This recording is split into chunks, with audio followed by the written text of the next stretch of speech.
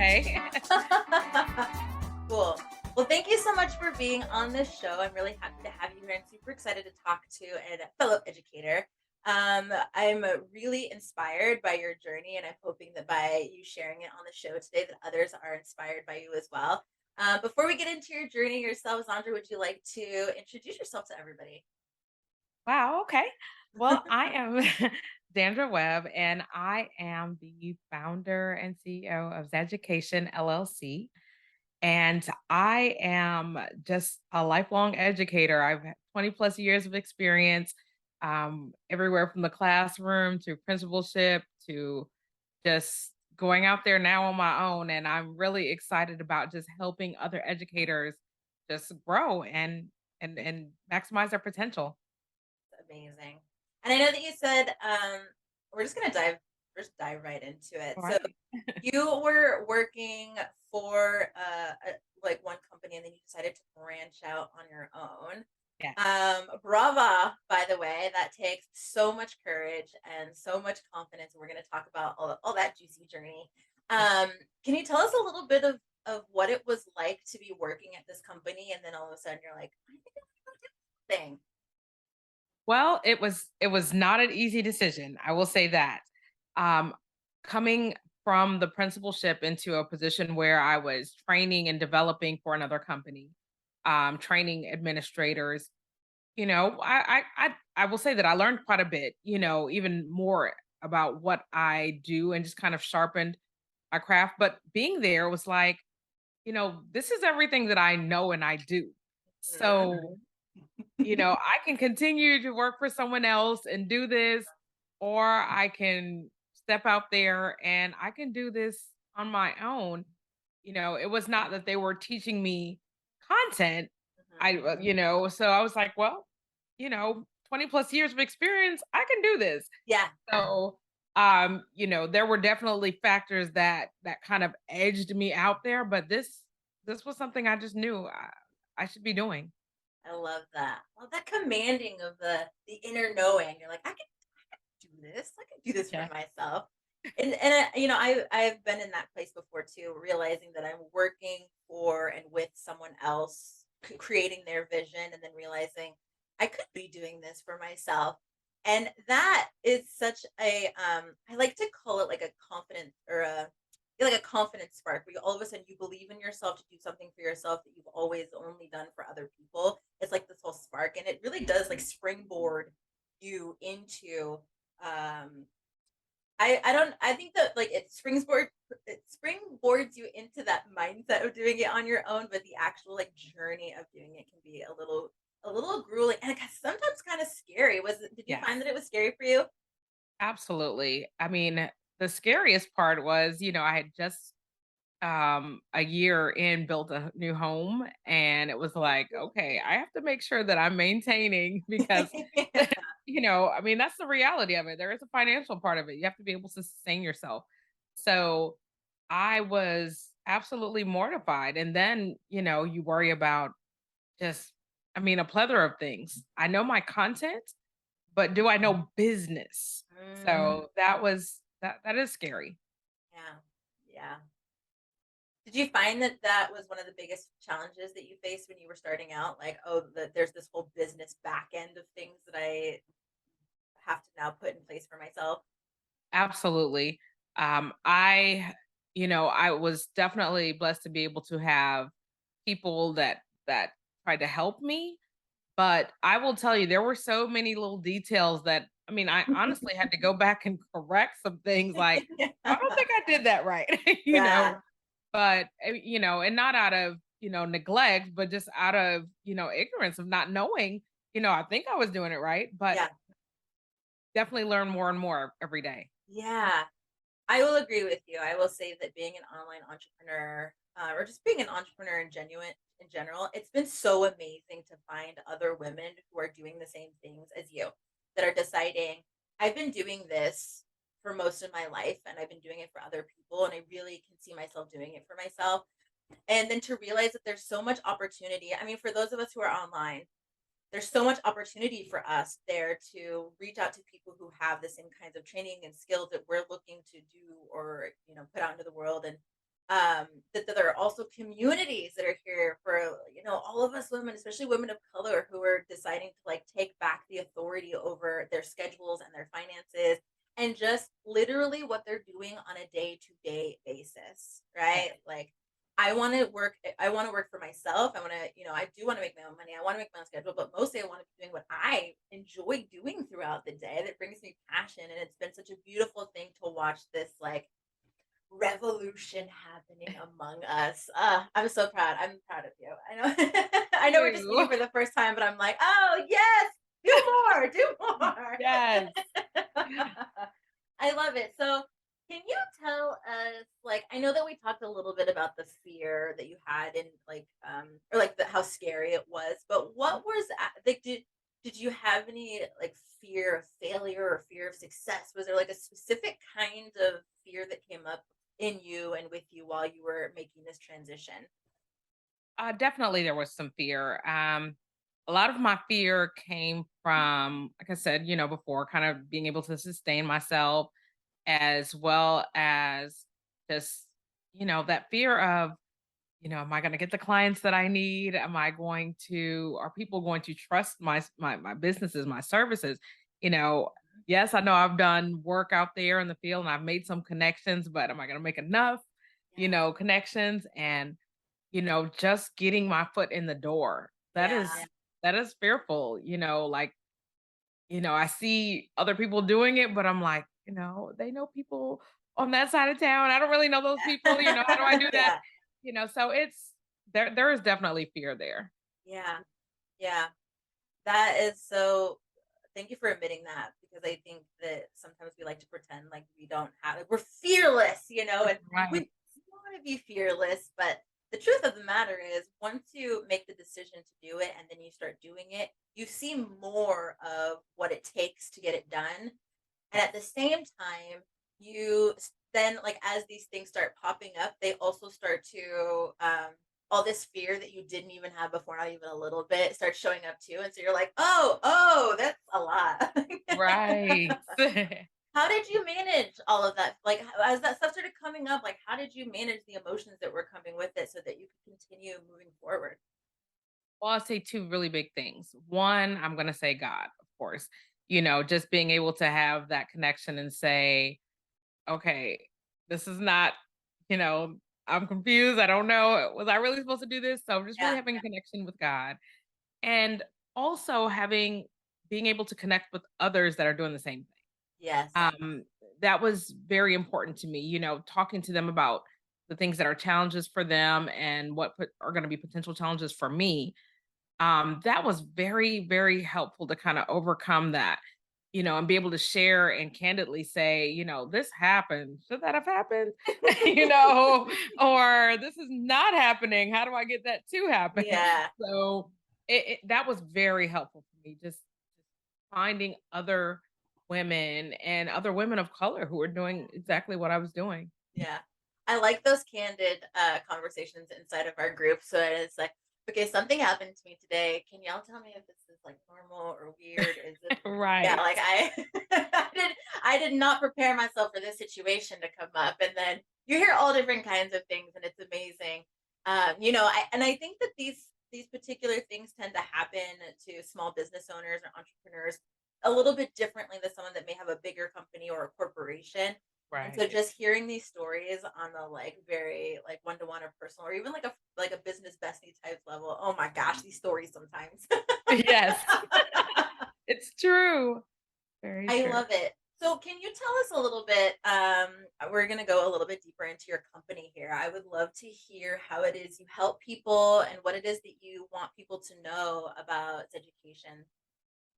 Well, what I do is truly go into school districts or various schools, and I assist teachers, administrators to really build their capacity. I know from experience what it's like to get out there and have to figure it out. Mhm. More, you can get as much training as you want and book learning, but until you're in the trenches, you see all of these other challenges. I'm like, that was not in the Mhm. textbook. They put They didn't that. teach us about this in the book. Right, right. What class was this? So, I love that I get to go in there and be practical and customize uh, the learning for each of my clients. So whether it be working with a principal and their staff or working with them one on one, I do that as well. Just to do some one on one coaching if they need, hey, I'm struggling in this area. Can you help me? Or if there is some consulting that they need. Like we have this program, how can we best implement it? Do that, professional development, all those different things surrounding schools. Mm, I also take some time to, if there are businesses that need training in a particular area or leadership building, different things like that. mhm. My focus is primarily leadership, Yeah. and I really am taking more of a focus on women in educational leadership Yes, because please. yes. After experiencing that principalship, Yeah. I know how daunting it can be to try to overcome that. We want a male in this position to have, that look Yeah. of This authority. image. Right. And I'm like, wait a minute, we are making results too. Yes. So Yes. I that is a big draw for me to work with women in educational leadership. So that's a little bit about what I do in my company, and just to educate the whole educator, meaning Yeah. not just talking about what you do from 9 to 5, but also how that translates to your work afterwards, your life, and that balance, that work life balance. That's very important as well. Oh, I love it. The whole educator as an educator. I honestly think that this is a value of having women educators and women trainers and women leaders. Um, and that is that they do take the time to care about the person on a whole because we tend to be more caring and nurturing and that kind of thing where like men in business tend to be more business and money oriented and results and that kind of thing, and we Right. can be that way also, Yes. but it for us to turn off our like nurturing caring side of getting results is I mean, don't get me wrong, it does happen, but I Right. found like on a majority because I actually when I left college what I was doing was something a little like kind of similar to you, which was that I was doing training and education inside of groups or like small businesses where if they were having an issue with one thing, I'd go in and kind of like look at the constraints of their company. And then we'd kind of rewrite what was going on in the company and rewrite the processes. And then I'd retrain everybody on the new processes and like so. Yeah. So, like from that standpoint, realizing that when you go into companies and there are employees that tell you like, "Hey, this isn't working," or "I'm burned out with this," or like they're constantly like pressuring us here doing this. Well, one, it's fresh. It's nice to have someone from the outside come in because they're going to be trusted and people are going to be vulnerable with like what's actually going on and what the needs of the company and the needs of every position are going to be, and then on top of that, then you get to actually go back to the people that can make the changes from this like unbiased place of like, hey, if you want results in this way, these are the changes that you're going to have to make based on the feedback that I got from everyone. So it does take the pressure off of the people inside the organization to like report back and do those things.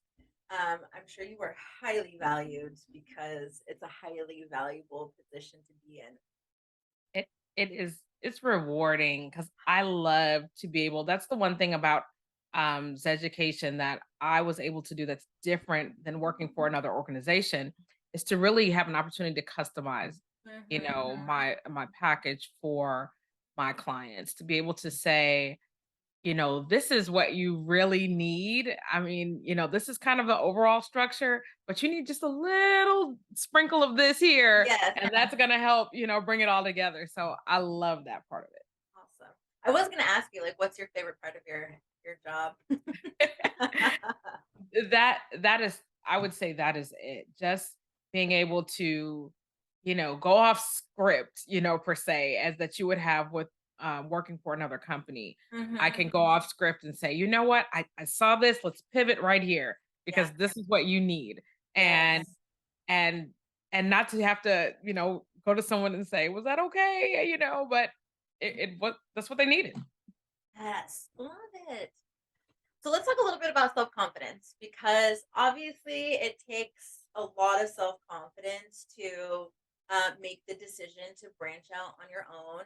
And I'm curious, what it is that you do specifically for your like to pump yourself up for your self confidence. Do you have daily practices, weekly practices? What is it that really keeps you motivated in that like self esteem space? Well, one of the things that I do is just creating those affirmations for myself. That's one thing. To be able to say that, you know, I, I can accomplish the things that I set out to accomplish. Of course, setting those goals and watching me knock off those goals. That is huge. You Check, know, check, check, right. Right. check. It's just like a great feeling. When you, and that came from even when I was doing a big event, my first conference that I was kind of putting together Uh, um in July. And I was so it was it's nerve-wracking, but then that confidence came from like, this is what you know, this is what you do.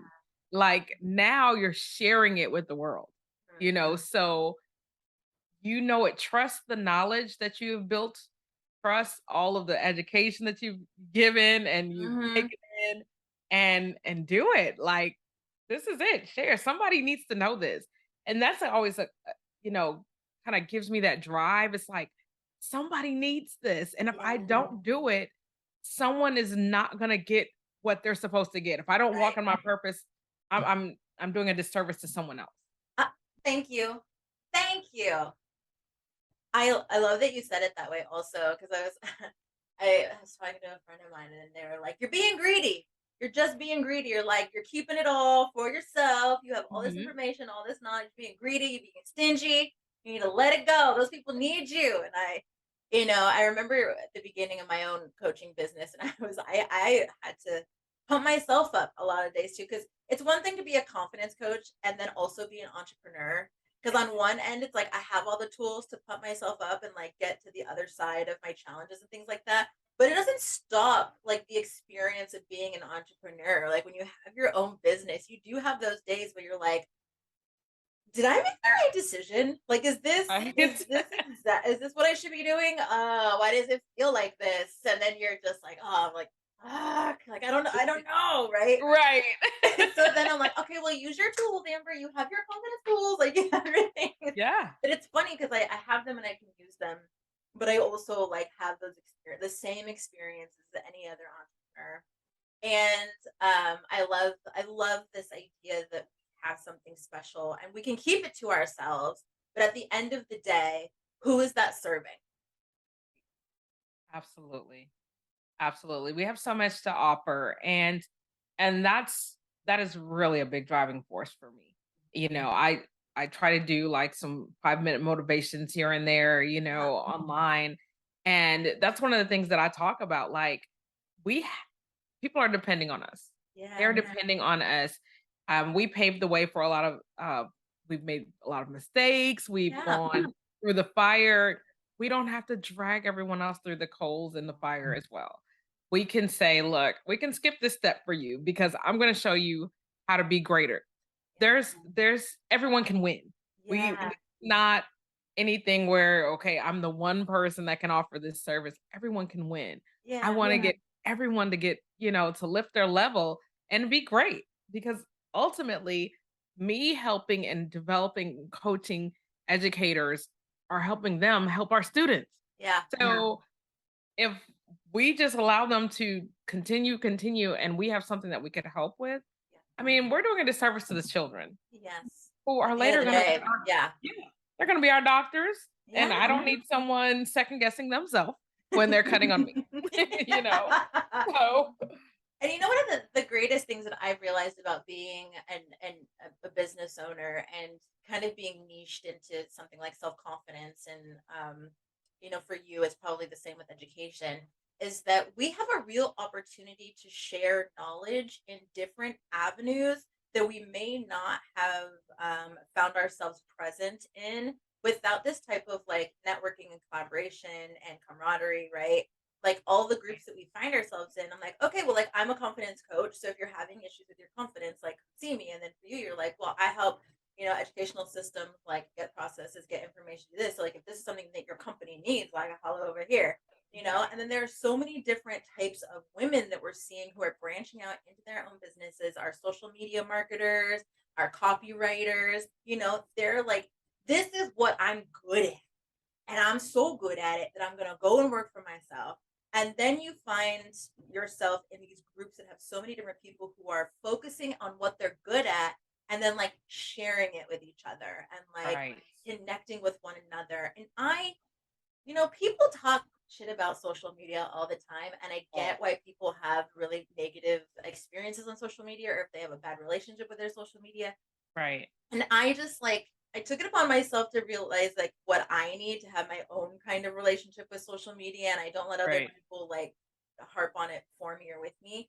But Right. I love it because Yeah. of this. That you can go out, create your own company, and then meet other badass women who are like, well, this is what I'm really good at. So I made it my business. And you're like, Exactly. yes, Exactly. queen. I have loved that part of it, the networking and just, groups within groups that are formed. Groups within groups. That's what's up. And I've been inside of different coaching containers also. People who have taught me how to, be a better entrepreneur, be a better confidence coach.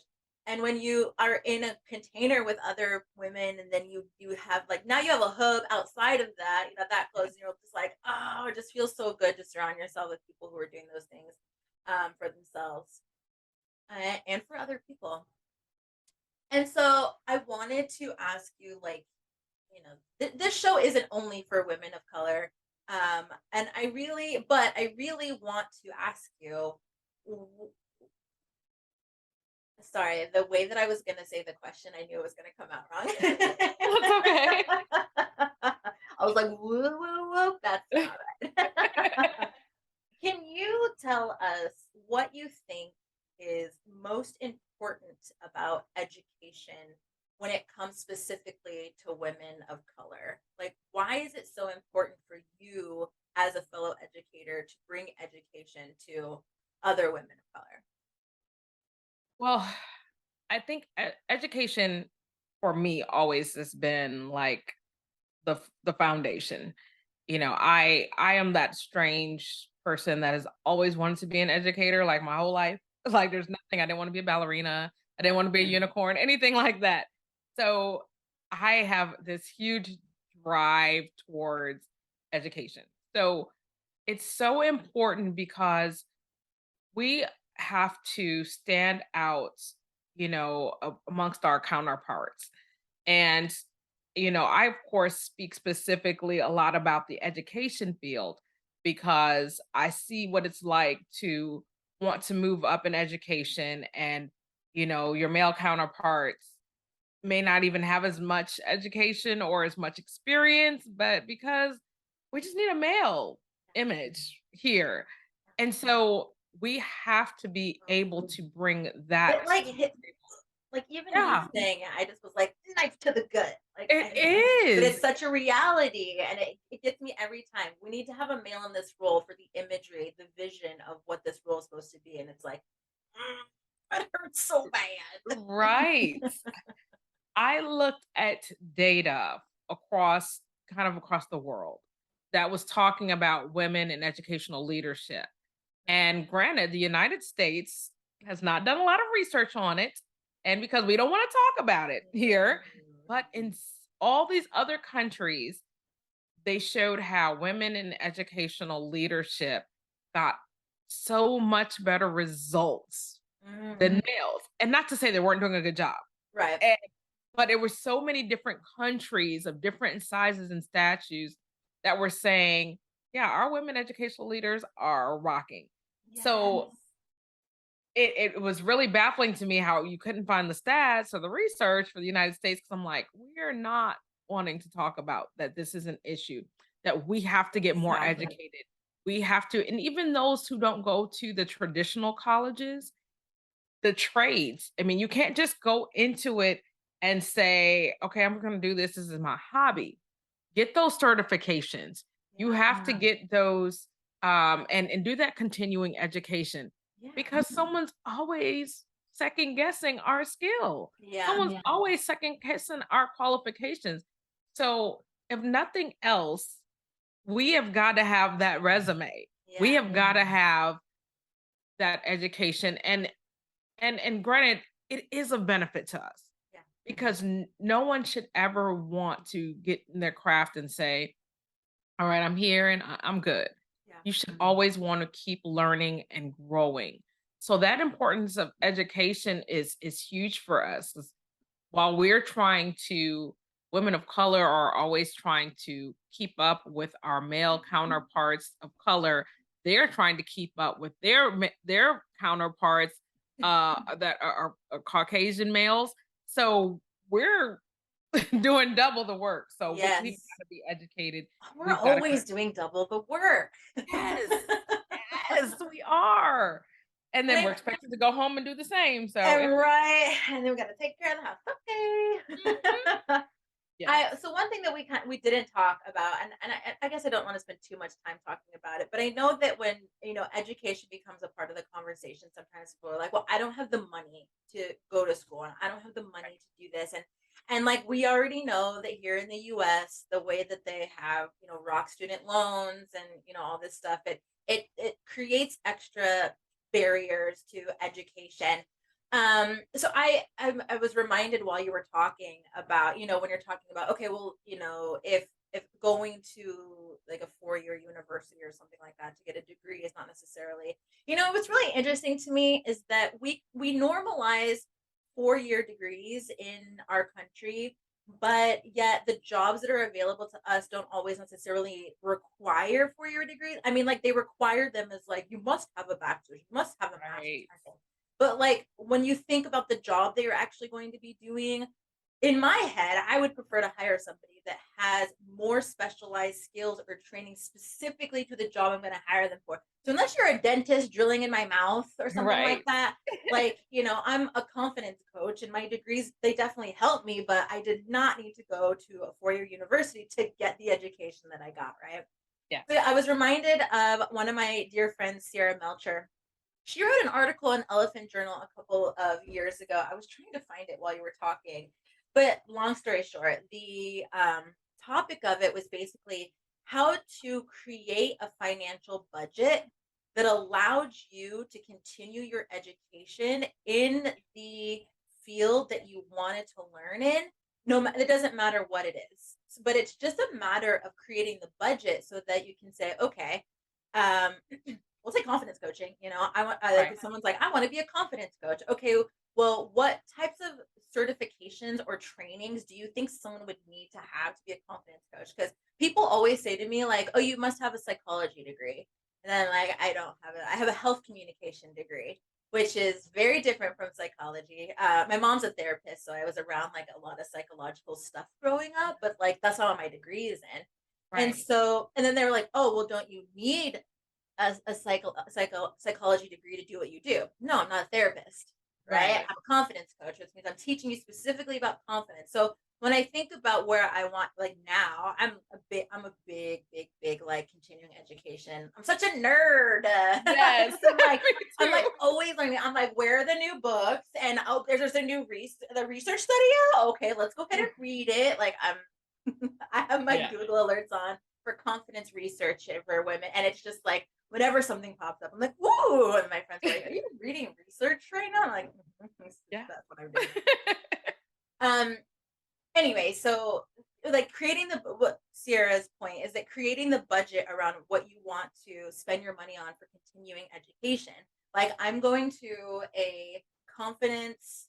Um, I'm getting a certification specifically for coaches who teach confidence and self-esteem. And that's just like something that I found on my own from the Confidence Institute. I follow their newsletter, and finally they were like, "We're doing these different types of trainings. Which one would you like to do?" And I was like, "That one and that one." But it's one of those things where I think, okay, do I want to go back and like get my PhD in this? And like maybe someday I will. Right. But right now, what I really want to be doing is working with people and learning from people and engaging with people. And the idea of like going back for more years behind like a PhD type of degree, I'm like, no Right. thanks. I would rather like take these smaller certifications, maybe get certified in like certain different kinds of things, go to trainings and workshops and what do they call them? The big like I was gonna call it a concert, but that's not what it is. Oh, Like a convention type yes, of thing. yes. where it's like they're talking about the things that I actually teach right now and how it is that I want to engage people, and that you can save that money or you can take out smaller loans Yeah. so that you can get that education and like pay yourself back without having to have the huge debt of a student loan for a degree behind you. Right.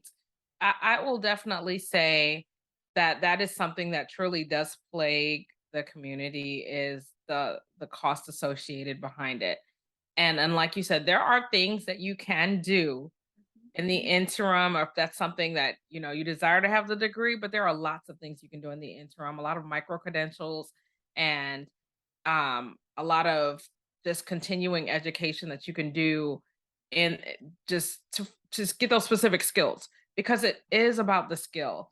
And you're right, it does not, you can have 100 degrees and still not have the skill necessary Yeah, to do a particular job. yeah. So It's I almost like I tell people with their like, like your affirmations or like when people are like constantly ingesting mindset, like how do I have a better mind? How do I manifest? How do I do all this stuff? And they're just constantly like self-help in. I'm like, yo, baby girl, at some point that stuff has to come out as practice. Like it yes, has to, you can't, and not only that, you can't even absorb it properly unless you're actually putting some of it into practice and realizing what works and doesn't work for you. Like you can yes, listen to it day in and day out, but like at some point you have to put into action what you're learning, yes. and you get the most benefit out of it that way because then you can go, you know what? I listened to that person's like mindset advice, and then when I did it, I felt like shit. So I'm not gonna do that anymore. And then you Right. can kind of like move on to the next thing. But if you just keep ingesting them and you're just ingesting them and you're not doing it, then you're like, oh, like I'm ingesting stuff that's never gonna work for me. Right. Um, so I think kind of the same thing for me is when got my last degree, I was like, I learned so much from my health communication degree. And I definitely did pay for it, and I'm grateful that I was able to. But I took what I needed from that degree and really applied it to my passion, which Yes. is confidence, right? Like health communication doesn't have anything to do with self confidence. It's basically a whole approach to communication that Right. is health related, how our bodies interpret messages, how our brains interpret messages, the different workplace communications you have, the cultural communications you have, like all of the different health like parts of it, going communication. Nothing about self-confidence, not even a little bit.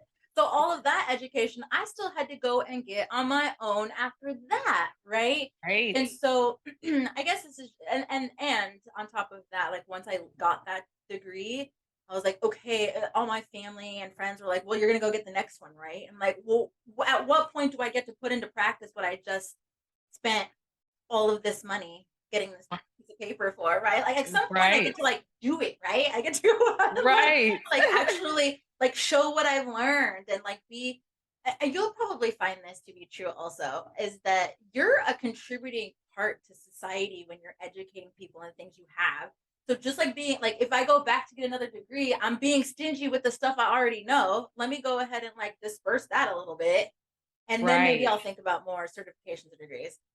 Right. Oh no, I took time in between my degrees to be able to, like you said, apply it. I mean, Absorb it, yes, this is acclimate. work, and you have to also be able to, any kind of trainings or schooling that you do, be able to say, like you said earlier, what parts of this can I apply specifically to what I'm doing? Because once you start drilling down to what you really do, what's your target, and your focus, you have to see what parts apply to you, because there are going to be some things that you're going to just kind of throw out, but it Yeah, was part of the program. But yeah. so you have to be able to be intentional about that as well. I try to remember that those little bits of the programs that I feel like don't necessarily apply to me, like for my health communication degree, we had a whole like semester on like geriatrics, which I understand why it was important for the overall degree and the Right. curriculum, but at the end of the day, it wasn't something that applied to me. But I know that it does apply to people who are taking their degree and they're going to be using it inside of like nursing programs or hospice programs, which is, I think, psychology. They all different. It's medical healthcare psychology and all that stuff. So I'm like, oh, I get why we learned it. It didn't apply to me, but it did. You know what it did? It Mhm. helped me have a better appreciation for people that go and do that work. Yes. And this is something that I think we don't talk enough about when it comes to education and like, the difference between people who like continue their education or they go to college and things like that is that there's a higher level of understanding and compassion that you have for people when you are sitting in a lecture hall and they're talking about all of the things that these people are going to be doing in the world and you're like, I am not cut from that cloth. You are, or Right. you're an angel. Like I just Mm, don't, right. I don't understand how people can do that work, but I know like I met so many people who were really passionate about it and also like really just enjoyed hanging around people who were older. Like they're like, I love the stories and I love them like Yes. recounting, like who they were when they were young bucks and like all this Yes. like the understanding when I would talk to them about their work and Jay actually they were just like everything about it like lights me up and I was like, I'm really happy that people like you exist. Exactly. Yeah. We need people in all of these areas. So you're right about the appreciation thing. I used to say that all the time. I was a math person in the classroom, Mhm. and so of course people just generally don't like math. Yeah, And yeah. It's and hard I would sometimes. right. And I asked my students that always like the first days of school, how many students love math? And it'd be like two, if that many. Exactly. They're, like, hiding. Right. And I don't, my goal was to get them to appreciate it and understand how to apply it. Mhm. You don't have to love it, but know that it has its place. And Yeah. so, and I think that has been a good mindset for me, even in all of the studies that I've done. It's like, you know what? You're right. You appreciate others that do that. I appreciate those in the art education class I had to take. I'm not going into art. I'm not going to be Yeah. an artist. I'm not going to be an art teacher, but I was like, "Okay, wow, there's more to that than them just drawing. It's not Yeah. drawing." Yeah. So I that appreciation, you're right. We don't talk about that enough. Yeah. Yeah, being able to see somebody else's perspective on something and, you know, it's so funny because I think with the whole student loan thing that was happening in the US, there was also a lot of talk amongst people about what they got for their degree. This is what I got from my degree. This is what I got for the money that I spent. And listening to some people and realizing that like I personally received so much more from my degree because of those experiences. It wasn't just like I went there, I sat in lecture, I did my research, I like did my analysis, I turned in my papers, and like that was it.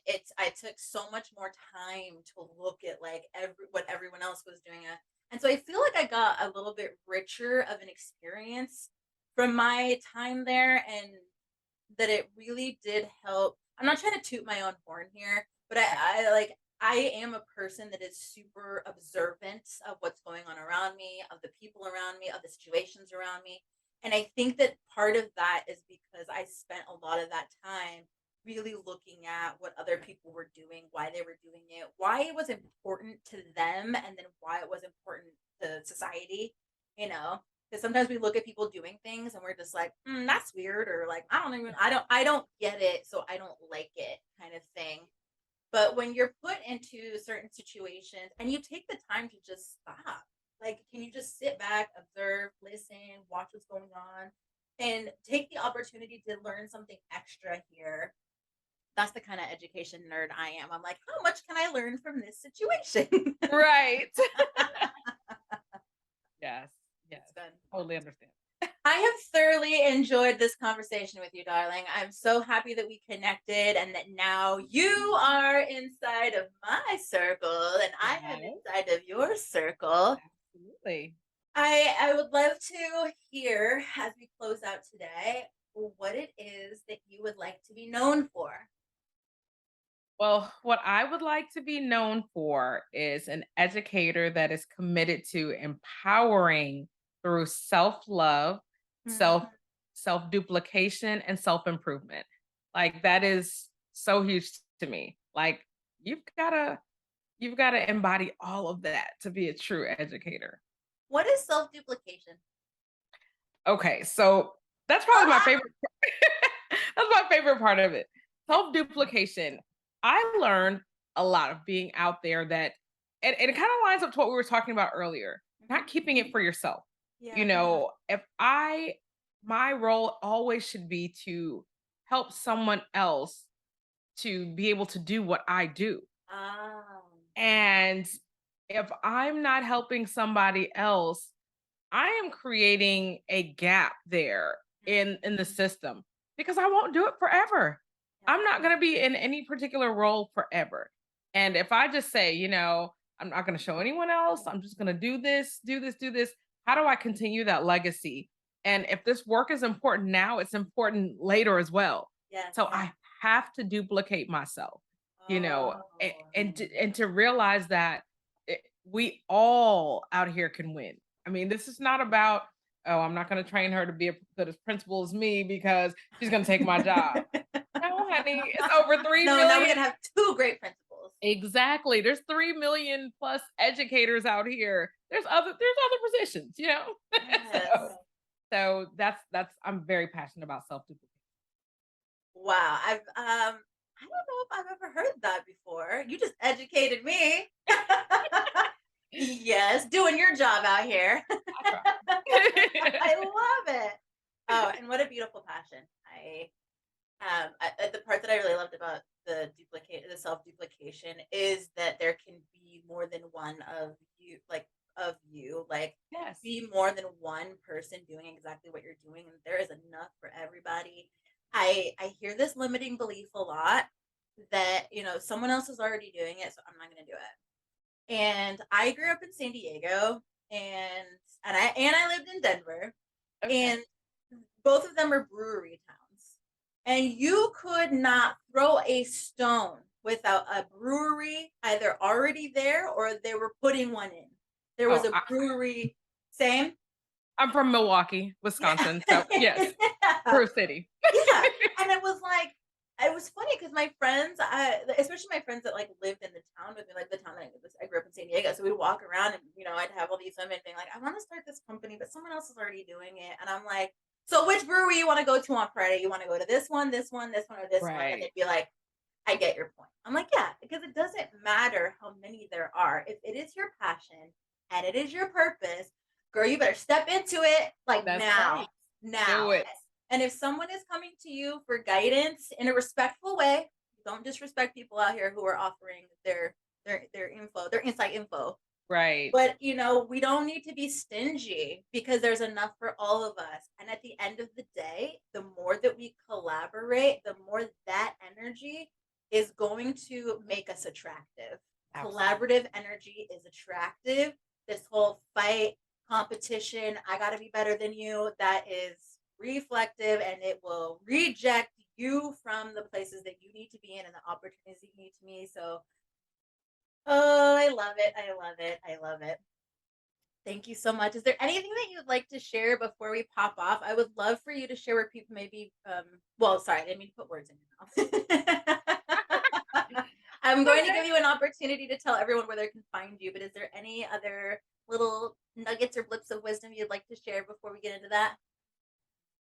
Just one thing that I always try to share with everyone, take some time and get yourself a mentor or a group of people that you can learn from when you're out here in these entrepreneur streets because it is hard out It's here. a hard knock life It for is. us. It is. You have to surround yourself with people who are doing what you're doing and doing it well. Yeah, So, if anything that I want to advise all of your listeners to know that it, don't do it alone.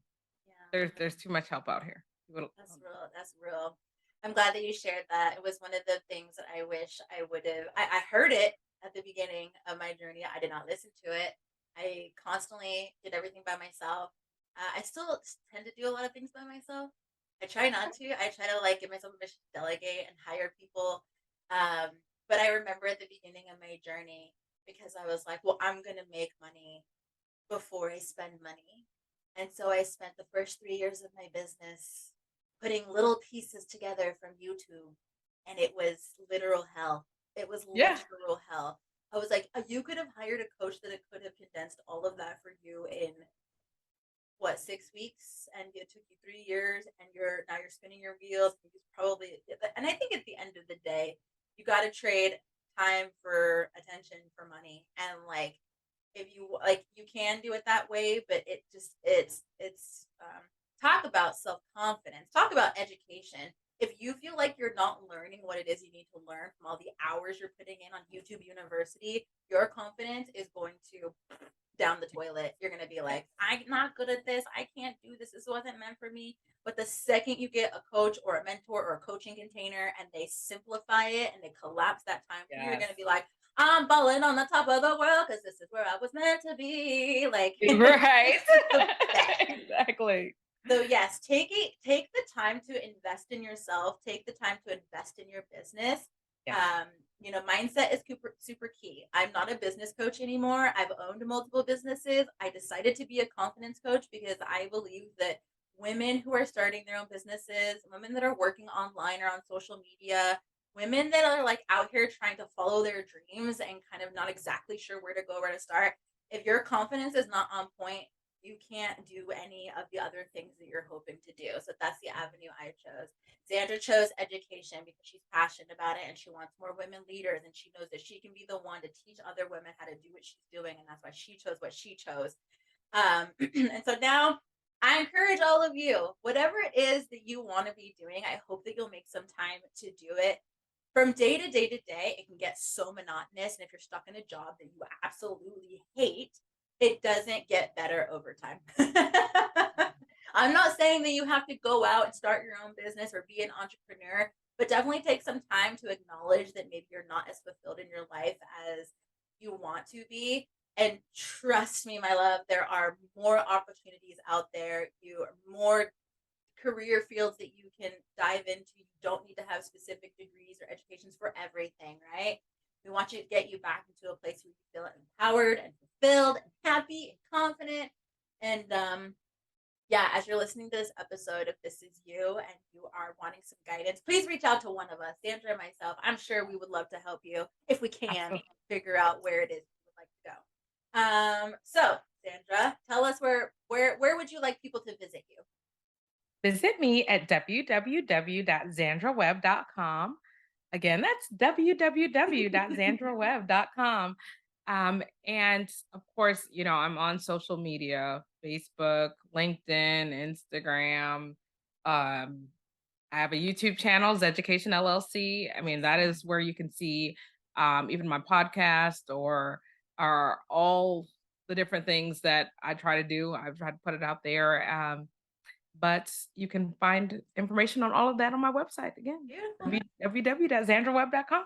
And we're going to put that down into the show notes of this episode. So if you didn't catch it, you can hit the show notes and we'll link all the places that you can find Zandra online, as well as where you can find information on the Vibrant Voice and Visibility coaching program, which is with me. Hi. Doors are now open, which I'm super excited about. We'll talk a little bit more about that on our next episode.